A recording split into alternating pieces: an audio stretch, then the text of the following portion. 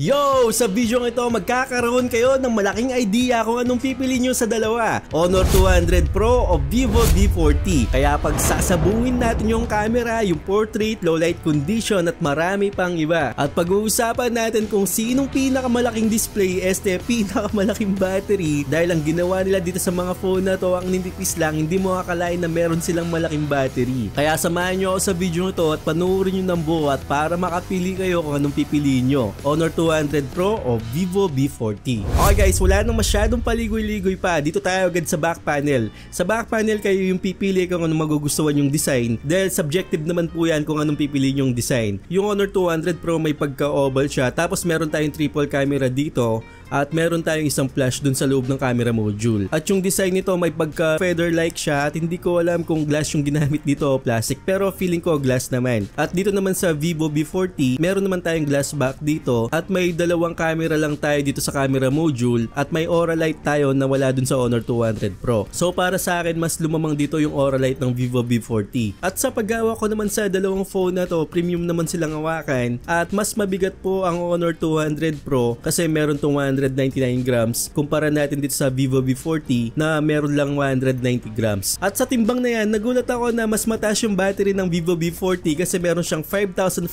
mAh capacity ng battery. Samantalang sa Honor 200 Pro, nasa 5,200 lang tayo. Pero magka-size lang sila, yung height tsaka width, as in parehong-pareho talaga. Yung camera module siguro ng 200 Pro ang nagpabigat talaga dito. At yung mga frame naman ng dalawang phone na to is made of plastic lang. So may kabigatan nga pong Honor 200 Pro kahit na 5,200 lang yung battery. Samantalang dito sa Vivo natin meron tayong 5,500. At sa charging naman, mas mabilis po ang Honor 200 Pro dahil meron tayong 100 watts versus dito sa Vivo na meron tayong 80 watts lang. So mas lamang sa battery ang Vivo pero mas lamang sa wireless charging ang Honor 200 Pro dahil meron tayong 66 watts na wireless charging. Samantalang sa Vivo wala po tayong ganon. Pagdating naman sa display, pareho sila ng size ng screen na 6.78 inches pero naka-OLED display po yung Honor 200 Pro natin. Samantalang naka-AMOLED display naman po yung Vivo. Pero sa paggamit ko ng actual sa dalawang phone na to, wala masyadong pinagkaiba kasi pareho naman silang maganda. OLED versus AMOLED lang. At pareho din sila naka 120Hz na refresh rate.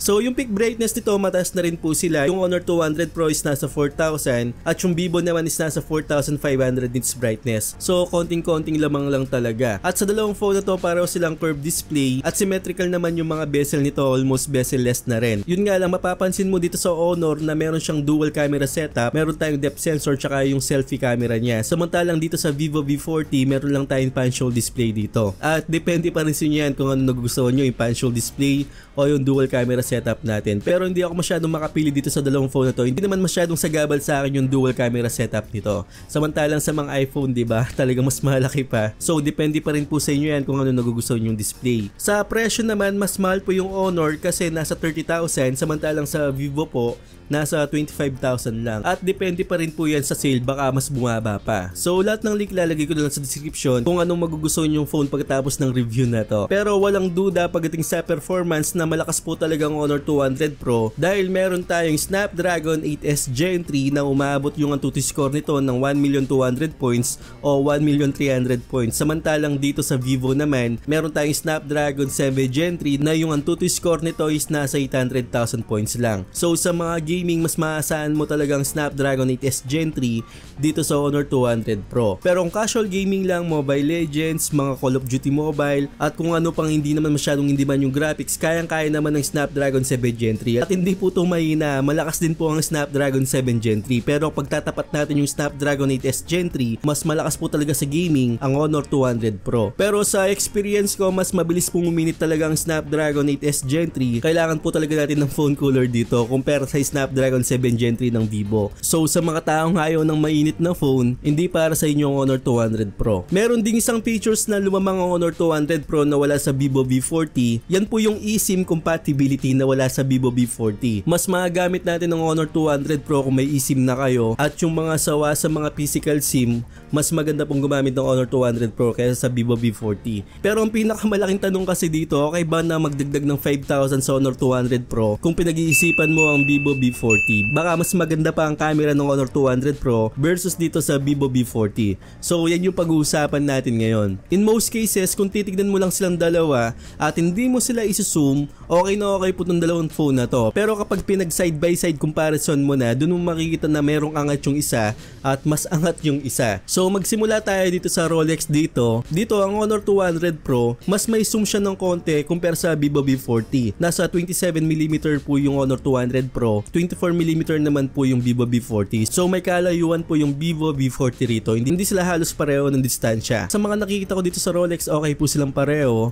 At dito naman sa piano, okay na okay din sila. Pero mas mapapansin mo dito na medyo bright po yung Honor 200 Pro versus dito sa V40 na medyo madilim. Pero sa ibang senaryo, kung mapapansin nyo, as in maganda naman silang pareho. Pero kung titignan nyo yung down dun sa taas, meron po siyang details na nawala na dito sa Honor 200 Pro. At yung kulay, mas nagugustuhan ko dito yung Vivo V40 at mas bright sa Honor 200 Pro. Yung detalye nandito pa rin sa Vivo V40 at nawala naman dito sa Honor 200 Pro. Pero pareho silang nasa normal mode na, hindi tayo naka-portrait dyan. Kaya dapat pag ganyan yung shot natin, makakuha niyang buo at hindi dapat mag-blur yung mga ibang bagay. Pero dito, nag-blur po yung part dito sa Honor 200 Pro. Pagdating naman dito sa part na to, mas nagustuhan ko naman yung Honor 200 Pro dahil tamang-tama yung shadow na binigay niya kumpara sa Vivo V40 na nawala po yung ibang detalye. Dito naman sa shot na to, hindi ko alam kung ano nangyari dito sa Honor 200 Pro at nawawala din talaga yung ibang detalye na meron po sa Vivo V40. Kung titignan yung mga ibang down, mas may detail yung nasa V40 na nawala sa 200 Pro. Dito naman sa part na to, halos pantay din sila. Pero yung color dito sa taas ng sky natin, mas nag-highlights dito sa Honor 200 Pro. Ito, napansin ko sa Vivo V40, pansya na kayo, umiyak yung anak ko dyan, nawala yung detalye ng Honor 200 Pro at kailangan kapag na-release mo na yung shutter button dito, hindi mo aalisin talaga agad yung phone dito sa Honor 200 Pro. Kapag sa Vivo V40, kapag kinlik mo na yung shutter, okay na siya. Hindi mo dapat gawin yon sa Honor 200 Pro pagdating sa portrait mode. Kailangan maghintay ng mga isang segundo para makuha niya yung tamang details. Kaya ako akala ko okay na yung mga shot natin kasi sabay ko naman silang pinindot. Dapat naka-stay muna pala ako sa Honor 200 Pro para hindi siya mag-blur ng sobra. So parang yun yung cons na nangyari sa akin sa 200 Pro. Dapat mag-stay muna ako na hindi naman dapat.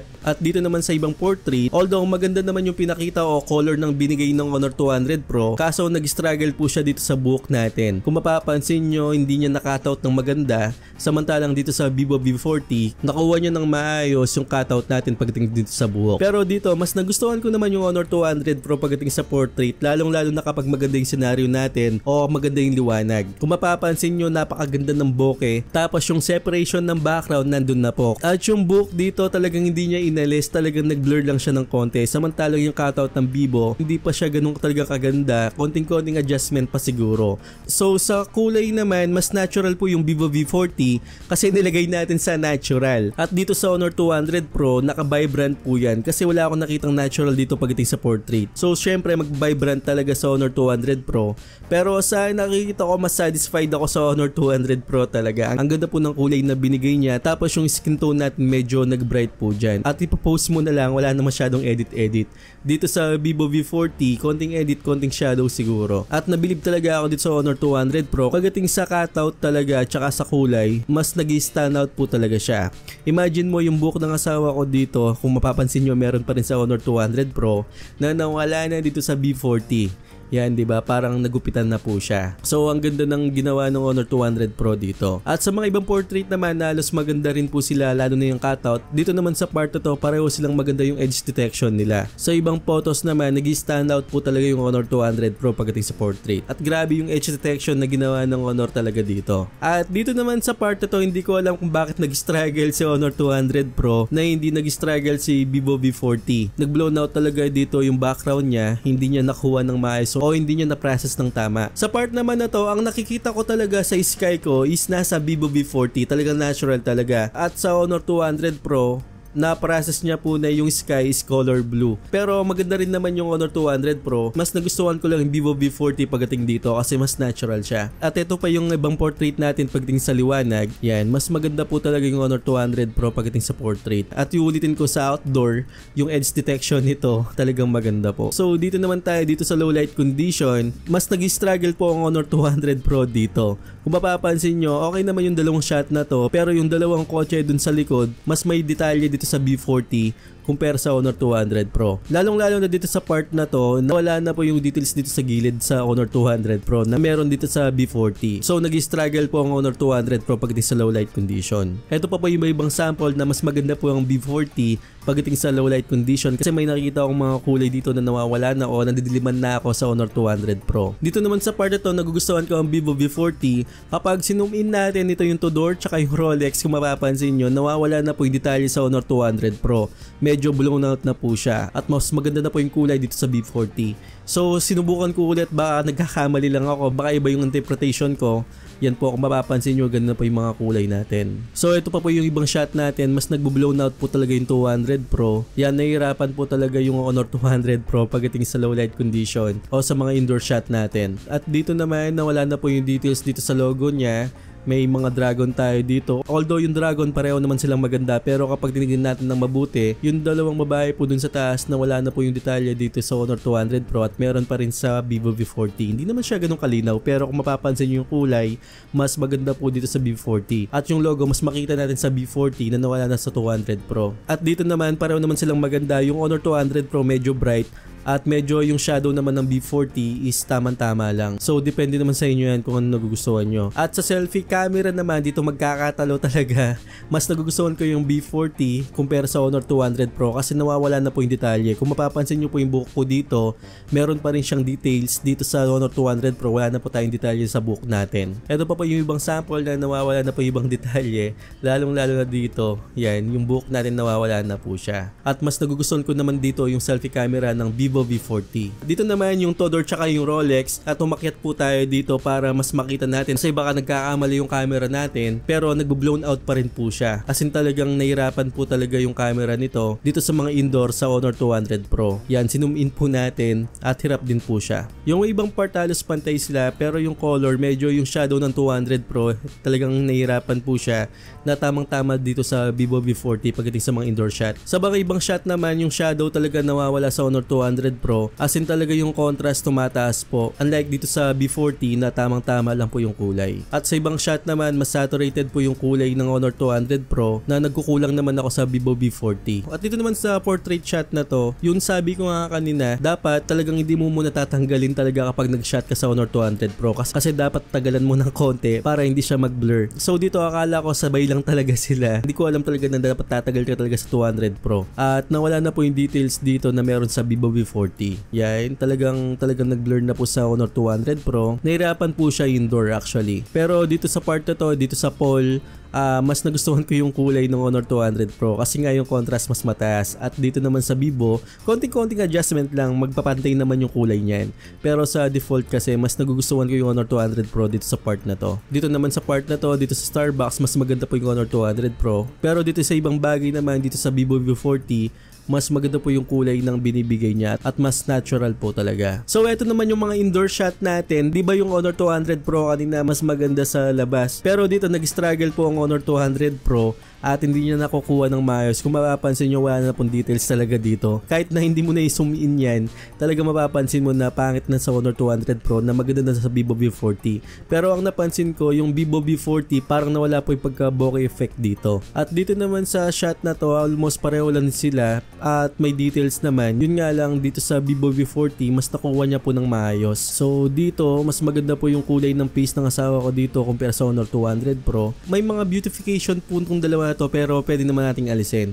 So dito yan, medyo struggle po talaga yung kulay, medyo nadiliman po talaga ako sa ibang kuha natin. So hirap na hirap po sa indoor ang Honor 200 Pro. Pero gaya na nga ng sinabi ko kanina, pagdating naman sa labas, mas maganda po ang Honor 200 Pro. Ito po yung perfect example niyan. Kayo na po ako nung mas nagugustuhan nyo dito sa part na to. At ako, mas maganda ang Honor 200 Pro pagdating sa outdoor. Mas maganda naman ang Vivo V40 pagdating sa indoor. Pagdating naman sa video, ang Honor 200 Pro meron tayong 4K at 60 FPS. Ang Vivo V40 naman nasa 4K at 30 FPS lang. Pero ang masasabi ko sa inyo, mas stable po ang Vivo V40 at mapapansin nyo mas smooth po talaga ang Honor 200 Pro kasi meron tayong 60 FPS at sa V40 30 FPS lang. So may pagka-konting jitter effect parang ganon. Pero yung pagka-smoothness ng Honor 200 Pro nandun na rin po. At sa paglalakad ko naman dito sa napapansin ko, mas maganda po o mas stable po ang Vivo V40. Pero depende pa rin sa inyo kung nagugustuhan nyo. Actually pareho naman silang maganda kasi merong 60fps o mas smooth po yung Honor 200 Pro. Pero para sa akin pareho silang maganda, mas stable nga lang po sa akin ng Vivo V40. Sa front facing camera naman pareho silang 4K at 30fps at dito mas nagugustuhan ko po dito yung Vivo V40 na mas malinaw po siya kumpara natin sa Honor 200 Pro at mapapansin nyo naman po sa mga pinapakita ko. So panalo po sa selfie camera ang Vivo V40. Okay, para sa akin ang masasabi ko, wala akong pipiliin sa dalawang phone na to. Actually pareho silang maganda, may kanya-kanya kasi silang specialty. So sa Vivo V40 ang masasabi ko maganda po yung front facing camera niya pati yung video at stable po yung video nito dun sa main natin at lahat yan naka-size na 50 megapixel na triple camera. At ang nagustuhan ko rin sa Vivo V40 maganda po yung mga indoor shot na nakukuha niya. So Honor 200 Pro naman napakaganda po ng portrait mode nito lalong lalo na kapag nasa outdoor tayo. Sa indoor hirap na hirap po siya at hindi masyadong maganda yung selfie camera niya o hindi talaga siya maganda at minsan nag-struggle po talaga pero napaka-solid talaga ng edge detection nito compare sa Vivo V40. So kayo, anong gusto nyo? Honor 200 Pro o Vivo V40? Ako hindi ako makapili kasi depende sa paggagamitan natin kung sa portrait sa Honor 200 Pro kayo at sa ibang bagay naman sa Vivo V40 tayo. Ang Vivo V40 pagdating sa portrait kailangan pa siyang ma-optimize. Nakita nyo naman kung gaano kaganda yung edge detection talaga ng Honor 200 Pro. So I hope na malaking tulong yung ginawa kong ito at kung nagkukulang pa kayo pwede kayong mag-comment dyan para masagot ko. At I hope na nag-enjoy po kayo sa pag-nood dito. Sana bumalik pa kayo next time. So wag niyong kalimutan mag-subscribe sa channel ko at hit yung bell icon para sa mga ganitong unboxing reviews, bagong kalaman at katarantaduhan sa channel na to. So once again, ako po si Paul.